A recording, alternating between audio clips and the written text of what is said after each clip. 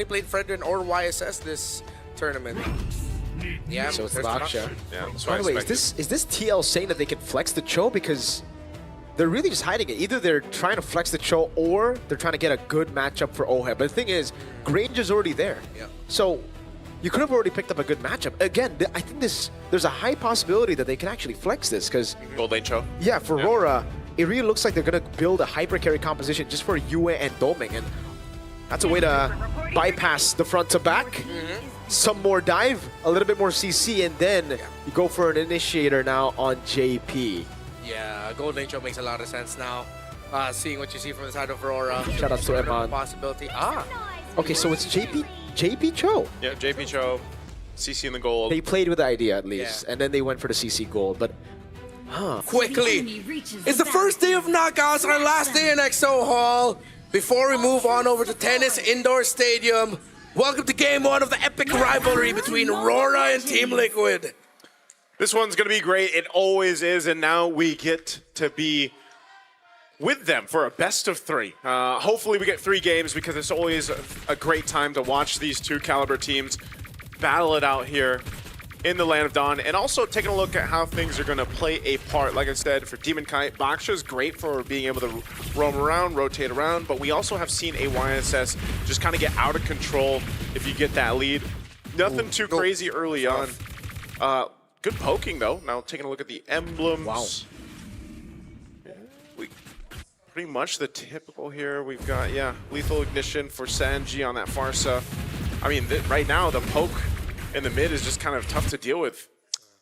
So Team Liquid, hopefully, a good thing they're not missing out on a lot of minion waves, and Aurora are just focusing on lowering down the health of the members of Team Liquid instead of really freezing them out. Yep. But JP's still here, still getting the vision, meaning that Carl TZ is still comfortable to just go from orange top side going down to purple. He'll probably get his green camp there with the Beetle, show himself at bot, or just go back straight to through the middle of the map, find a pick off, and then go. Oh, he goes straight to mid. okay. All right, he goes mid.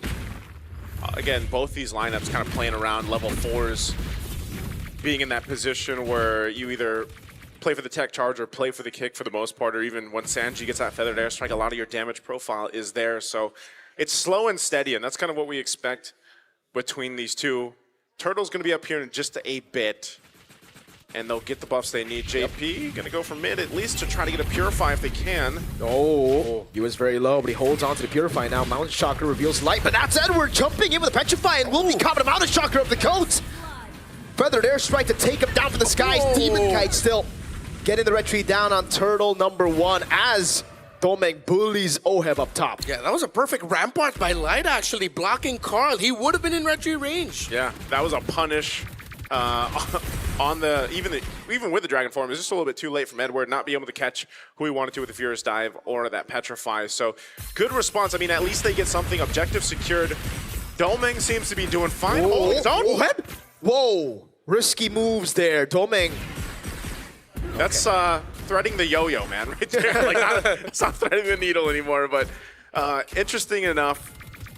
It's not too much built up for TL, but you do see, of course, you've got the Fury Hammer now on Edward, so wants to go ahead and have that little bit of extra damage. If he does get the Furious Dive or the Petrify off later on, that's respectable damage already too. Doming's got his.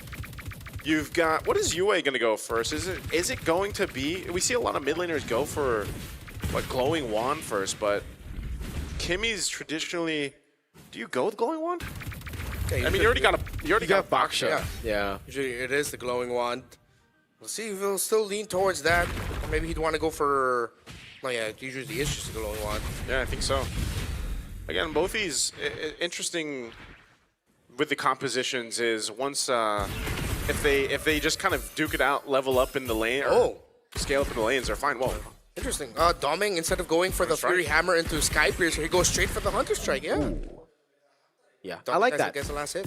I really like that build, by the way. Because on the Granger now, you're not really going to be looking for those early kills, especially when your team is behind. So he adapted. As soon as Aurora lost out on the trade of Turtle number 1, they got it, but they gave out a kill. It was the swap into the Hunter Strike here. I think maybe it was already pre-planned. He's waiting for maybe Turtle 2, 3 onwards where he'll really be active. All All right, well, he's got it. He's got a little bit of defense, too, to deal with this. Oheb's quite low, and this turtle up. They're going to go in positioning. They know they have a bit of a health advantage anyway, so if JP's giving the information, they'll just blitz the turtle. Yep. They'll even use a Black Dragon form here. Onto the top side. Petrify going to be locking in. Wow, look at the tech charge as well. Oheb able to stay alive with the Vengeance, but that's going to be Edward jumping in again as Demon Kite comes around with the Shield Unity. A turret gone in the bottom lane for Oheb and JP. Yeah, perfect juggle by Aurora. Oh. Clean dive onto JP and Oheb, but in the bottom, they at least balance it out in terms of the tower. So a little bit of a learning experience against SRG. Instead of just going full commit for the turtles, they're opening up the map while also making sure Oheb has a little bit of protection. Despite him going down, at least you see the intention there. Yeah, that's something you can always count on for TL. You know, if they are going to lose at one side of the map, they're going to take something else, and they'll continuously do that. Now, all this has pretty much evened things out. You know, it's not big a lead by all means for TL, but right now the gold lane is definitely going over here to Domain Kite.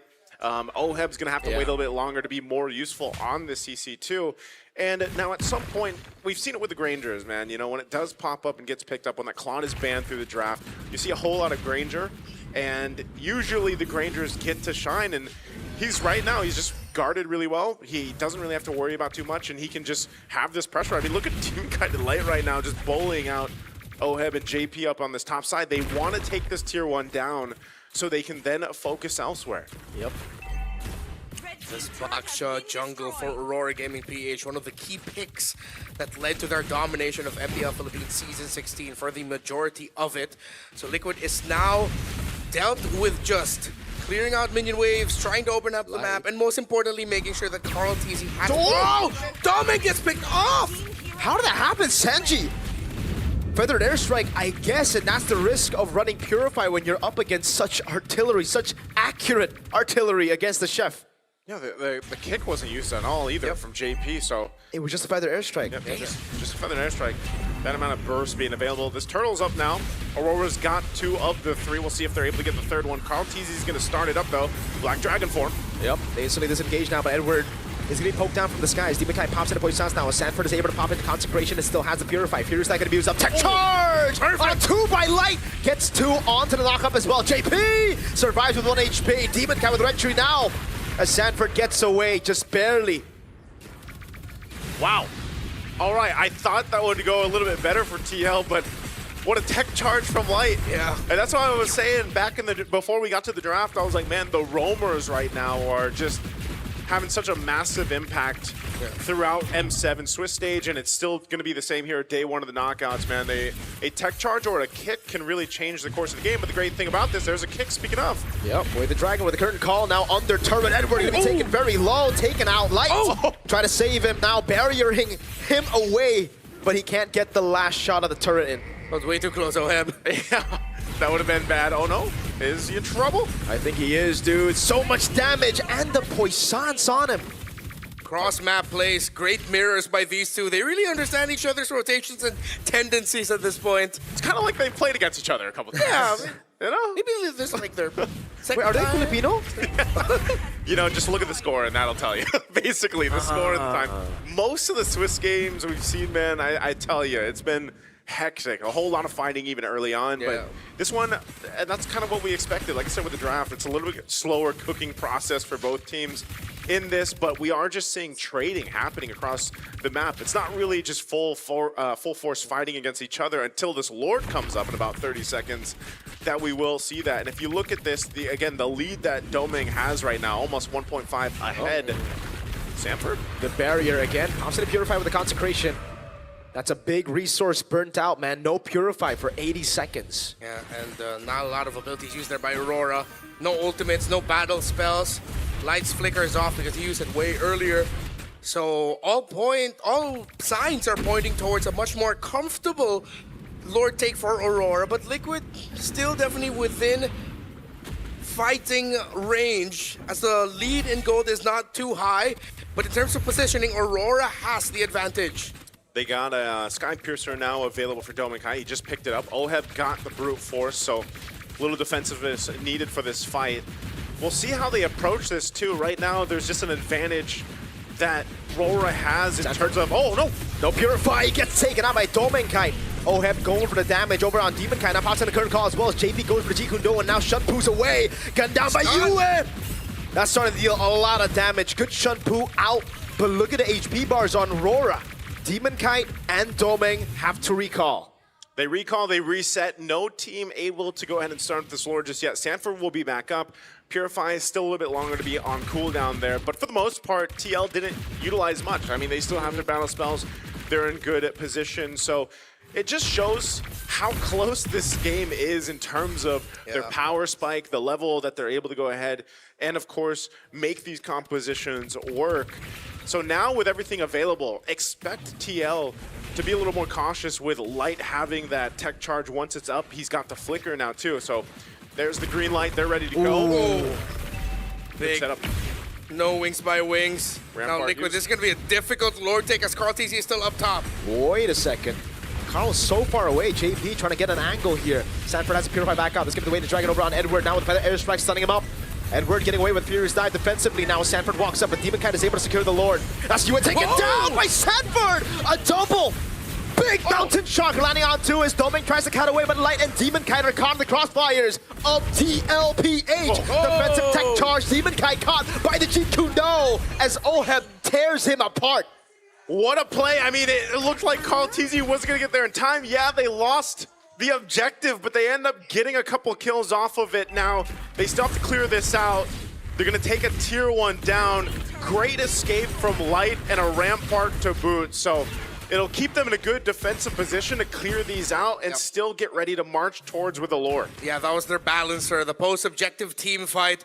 And it's something that Team Liquid does often. And a lot of teams in the Philippines do. If they can't get the Lord, then let's see if you can just get the kills after. That's why JP initiated onto Edward with the kick. They brought him down low. And of course, the late entry by Carl TZ turned into a beautiful mountain shocker. Still, Aurora Gaming PH got to minimize their losses. Yep. And now this is just going to be a play for the next Lord as they restructure the map and the minions. You guys get to cast this for like regular season? Yes, sir. Damn. Hashtag blessed. I would say Can I move? Hey, Yeah, a lot of people would love if you did. There's a whole trading discussion going on. Okay.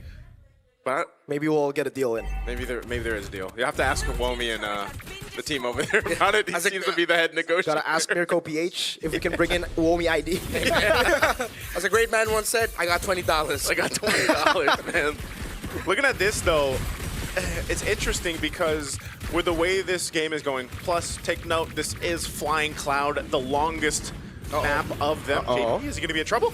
Good Shunpu. I don't know which one was cleaner, the Shunpu bait by Demon Kite or the Jeet Kundo cancel on Shield Unity. That was beautiful. It looked like he ducked under the wheel dashing through. That looked pretty sick. If you could get like those camera angles when they have like the replays and stuff. Yeah. Oh, that'd be good. Again, that was like a move, right? To try to make something happen before the Lord comes up. If that doesn't happen, then they just continue to farm up, get to where they need to be. You can see there's, on both sides, there's a difference in terms of gold built up respective to the lanes. Right now, Domengkai obviously still ahead against Oheb, but Oheb, it doesn't really matter too much, right? On the CC, on the fighter, he's mainly there to get that current call off. Of course, the Yo-Yo Blitz has some pretty good damage to it, but he's also there to soak up a lot of the damage, even if you have to pop the Vengeance and tank a couple Rhapsody shots or the Death Sonatas. Divine Glaive now over here for TL. Sanji is going to be popping off a lot of damage with a Feathered Airstrike. He's always very trigger happy with that ultimate, but definitely as this Lord comes up, they will get that tier 2 down on bot, so another objective goes down. And now they'll rotate forward. If they can get a pick off or at push across the map, then they know Aurora Gaming has to respond to it. Echoes of Echo by Liquid as the positioning of Sanji in that little shrub in the lower end. Holding that, moving back.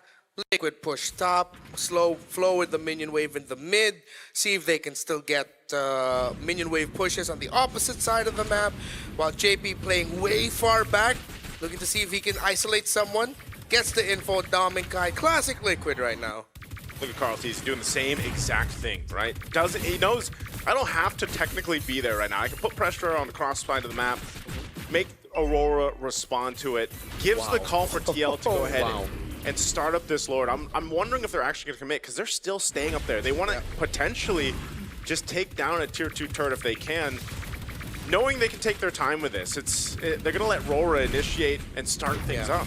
Sanford has popping Consecration. Good for the airstrike. Turning it around right now as Demonkite and Yue are both low. Sanford got traded for the HP, but he's a Uranus. He can just regen it back. Now, with all of the things that happened in the map, those little exchanges, Yue brought down low Liquid. That's a turret up top, no? Yeah, it will be. Man, what a... Yo, It's a macro play, man. This is what TL does. I like this game. All the time. Mirko, this is what we, alongside LaFell, were active for yesterday when we had all those 10,000 plus game leads. W boring server, man. And now this is once again this is the epitome of a chess match between two powerhouse teams. Look at JP swinging around the corner here. He's going to find an angle. Black Dragon form over on Carl Teasy. Can he get the traces in time now? The Petrify will lock him down, but look at JP and Sanford doing the same thing as Edward goes for the furious dive. But again, Sanford is able to get Consecration in. OM gets the killing spree, and JP goes! The GOAT traceless is in and wins the retry! Now it's like, take it low! Carl Teasy with a walk-up. Sanji picks up the kill. Tomei getting a double. Just the backliners of RORA alive. Wow! It's a 3-for-2 trade. The Lord goes over to TL, and you have to I don't know if we'll see the replay, but man, JP did work. He went for Domenkite. Yeah. Got the Purify out, put pressure on Domenkite so he didn't have freeway to just go and do what he wanted. Carl Oh, Carl. gets showered. That's Sonata 3 times! Good touch from Yue as well, man. Yeah, Carl was going for the move, man, but still, they do get themselves the Lord. It's a good thing Domenkite stayed up alongside Yue. They should be able to go and clear this out, actually, and not lose too much of their base turrets at all, actually, with it. But still, it is a showcase of what Aurora Gaming has to watch out for if they get to the next Lord fight right now, because these waves are going to be cleared out. They'll maintain it. And you got to keep an eye on JP. He had an immortality earlier as well. Yeah. Got to Purify out. That's one of the big things he has to do, either on Yue or Domenkite. Specifically, better if they do catch Domenkite. It's a credit to the lineup that Aurora Gaming PH drafted. Double carries, lots of backline damage that Liquid has to do so many things in the map just so that they can break that formation. If you go back to that Lord fight, Edward was so actually good. in a perfect spot to ruin it, but because JP and Sanford Light too. were way too deep, that means Edward barely had the help that he needed How did to he get it? capitalize on that Petrify. Oh, Light was late on the tech charge by just like a That's true. millisecond. Yeah. It was already after the Retribution was pressed and then he dished it out. And that's the pressure of the Uranus and the Cho for you. So that was Liquid had to fire. They had to fire off on all cylinders to make that work. Yeah. From macro to micro. Because Aurora Gaming with their lineup, it's so much easier to pull off if you just go for front to back. That's the thing, though. Like, when you already have a Yuzong there, you would assume, all right, that's job done. I just have to peel for the backline. But the fact that Edward just couldn't do it because Carl and Sanji were diverting the Dragon's attention, it gets so difficult. 30 stacks, though. 30 stacks for Domenkite.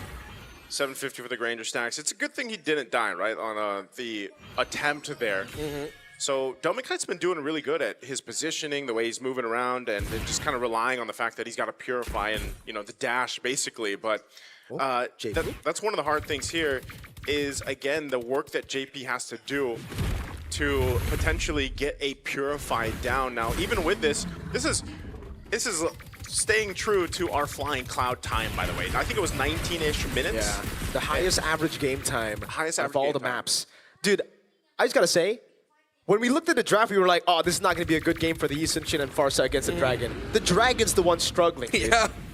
With how well Carl Tese and Sanji have just been handling him, the threat, and what everything the Team Liquid has done to diminish the effect of Edward Yuzong, who is now just sitting at 1-4-2. Bro, 5,500 gold lead for the GOAT. Oh my.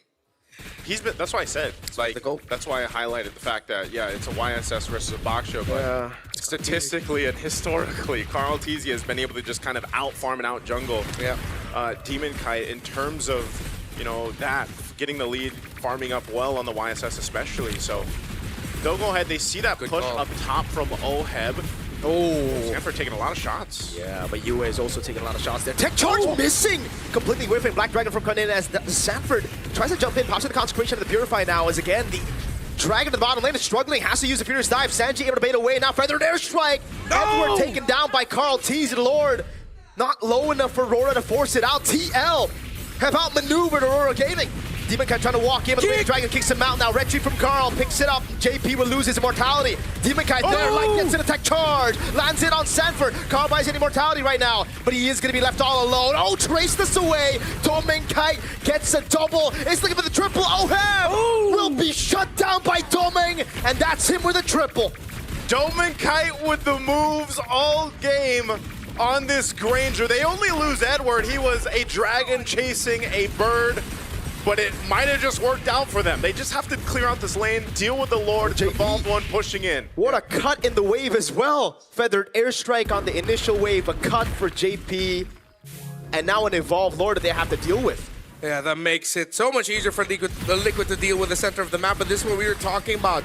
Liquid were doing it again, but Aurora, they decided, wait, they're not completely in position. Let's rush this Lord. Yeah, we whiffed out the initial engagement, but then they held on. They still had the right tools, and Light eventually got the Rampart and the knockback, knock up back in perfectly. Aurora, this time we're ready for the counter, and that's what we were talking about. How much easier to make this lineup of Aurora work. When Liquid is not in the right time and position to do all of their crafty things in the map and during the team fights, that's what happens. They get counter-initiated, and the counter-initiation of Aurora is deadly. Yeah, looking at this too, the replay here, Doming Kite, not only is he just doing great on his own positioning, but he's well guarded.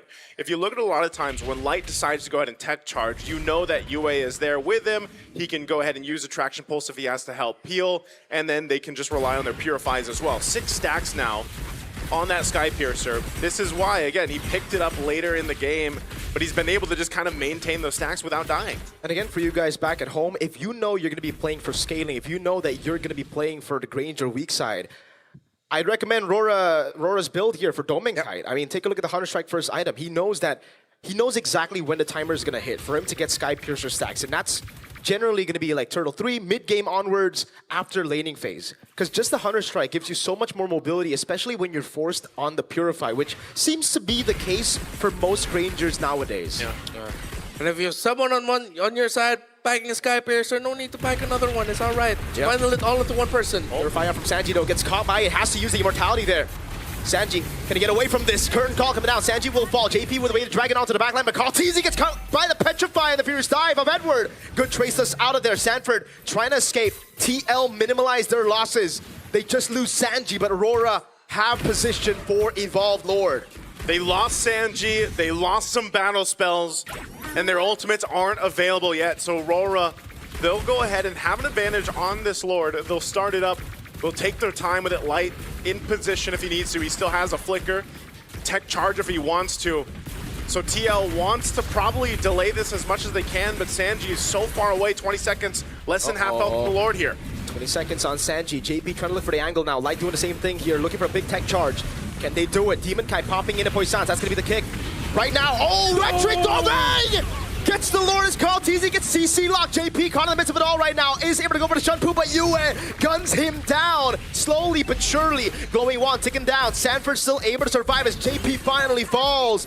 Aurora Gaming Philippines secure the Evolved Lord. Lord marching down the mid lane. 23 minutes and counting. Carl Teasy and JP won't be back for another 40 plus. Sanford! Still able to survive. Oheb doing the same thing. The current call now pops in with a crown as well as he buys the immortality in the back. Sanji tries to look for an angle to go for the flying right now, but it's only just Sanford in the base as the Evolved Lord crashes down on the mid base turret.